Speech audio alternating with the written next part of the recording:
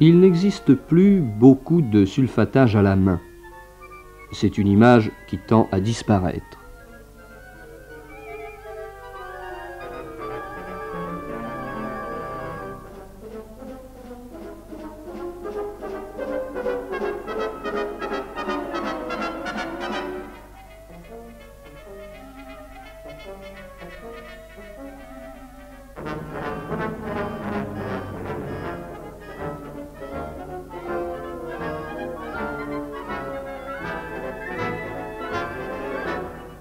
Par contre, on sulfate avec des tracteurs enjambeurs, portant plusieurs rampes qui arrosent plusieurs rangs de vignes à la fois et couvrent ainsi de plus larges étendues.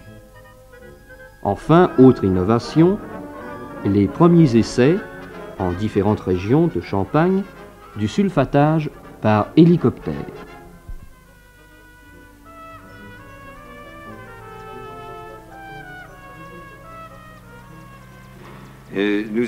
Nous en sommes même, nous avons presque maintenant dépassé le tracteur, puisque nous essayons cette année l'hélicoptère pour les sulfatages.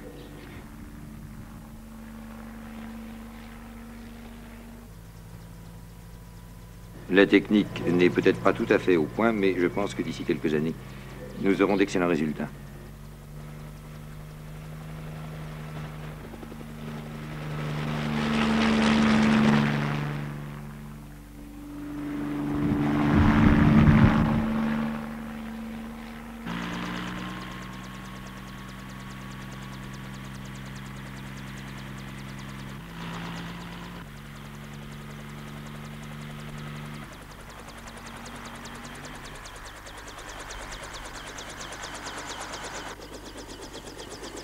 Vous êtes pilote d'hélicoptère. Quelle est votre formation? De la marine en particulier. J'étais formé dans la marine, bien entendu, comme la plupart d'hélicoptères, de pilotes d'hélicoptères. Et pourquoi je suis venu à l'agriculture? Parce que les nécessités du travail me l'ont imposé. En ce moment, en Champagne, nous avons traité environ 4500 hectares de vignes, ce qui n'est pas notre coup d'essai, puisque nous avions travaillé il y a déjà plusieurs années dans le Midi et dans le Bordelais. Je crois que nous dénombrons maintenant quelque chose comme 70 000 hectares de vignes traitées depuis cette époque, depuis 3 ans, c'est-à-dire. Dans l'agriculture. Eh bien, la spécialisation vient parce que, en fait, c'est notre principale activité. Oui.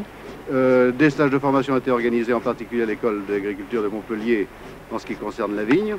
Par ailleurs, nous avons à la compagnie un technicien de l'agriculture avec lequel nous apprenons évidemment beaucoup de choses en ce qui concerne la vie des plantes, des insectes, la façon de les traiter, et également des produits chimiques qui servent à la lutte contre ces insectes ou ces mauvaises herbes, etc. Et alors, pour la vigne spécialement, est-ce que vous êtes spécialisé dans la Champagne ou vous êtes spécialisé en général sur tout ce qui est le problème agricole? Tout ce qui est problème agricole, oui.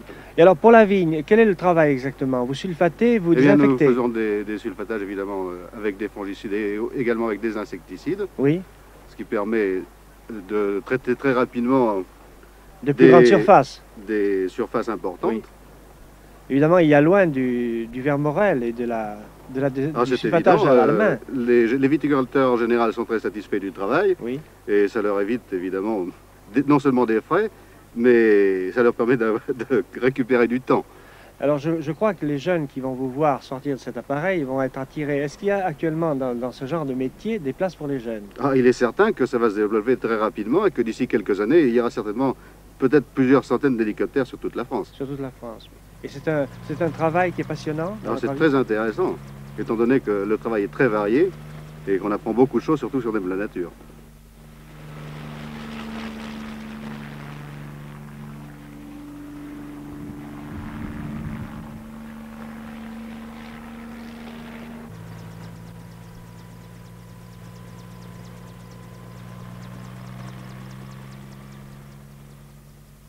Les mécaniciens savent faire autour de votre appareil que vous allez piloter vers où, monsieur Masson? Eh bien, cet appareil est destiné à rejoindre Montpellier-Fréjorgues cet après-midi pour y effectuer des travaux de sulfatage sur les vignes.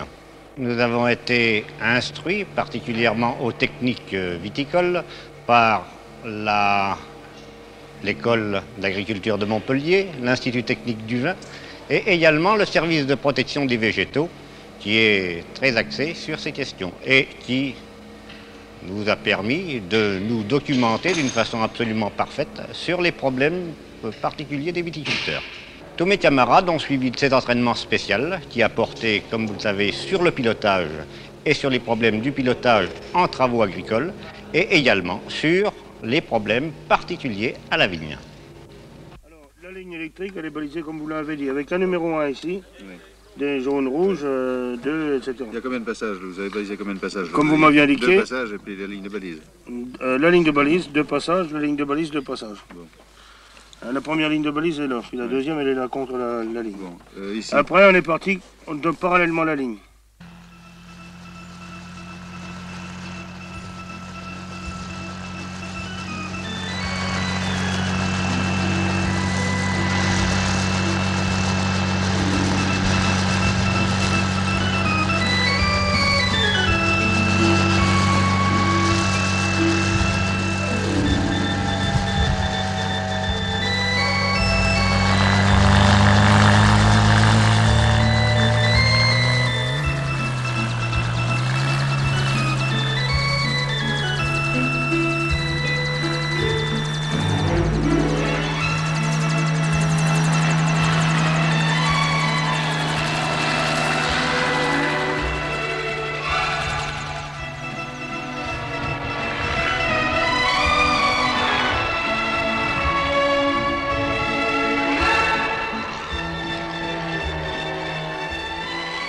Monsieur Bollet, à quelles applications procédez-vous?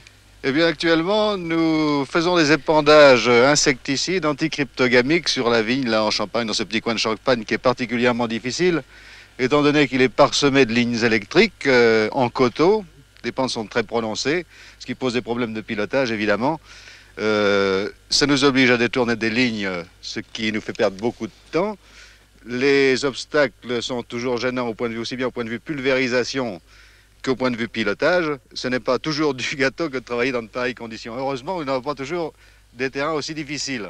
Quand on travaille dans cette région parsemée de pylônes, on se croit un petit peu sur un bateau. Je viens de la marine, alors les mâts, ça me connaît un petit peu. Nous avons participé à des stages de formation à l'école d'agriculture de Montpellier en ce qui concerne le vignoble. En plus de ça, nous avons quand même à la maison des techniciens qui nous enseignent tout ce qui est nécessaire au traitement de l'agriculture et des céréales, des colzas, de tous les problèmes qui concernent l'agriculture. Après cette mission, nous allons vraisemblablement faire des feuillages de tournesol et de maïs. Nous avons confiance dans l'avenir de l'hélicoptère et singulièrement dans son avenir agricole. Comme je vous le disais, on a de plus en plus besoin de remplacer la main-d'œuvre sporadique par une intervention rapide d'un moyen moderne. Prenons un exemple. Il y a 15 ans, quand on voulait traiter la vigne, le mildiou, on épandait environ 900 litres de liquide, qui s'appelait de la bouillie bordelaise, à l'hectare. Aujourd'hui, avec un hélicoptère, on obtient le même résultat avec 50 litres, et nous pensons qu'en fonction des progrès de la phytochimie, on pourra dans 2 ans ou 3 ans ramener ces 50 litres à 15 ou 20 litres.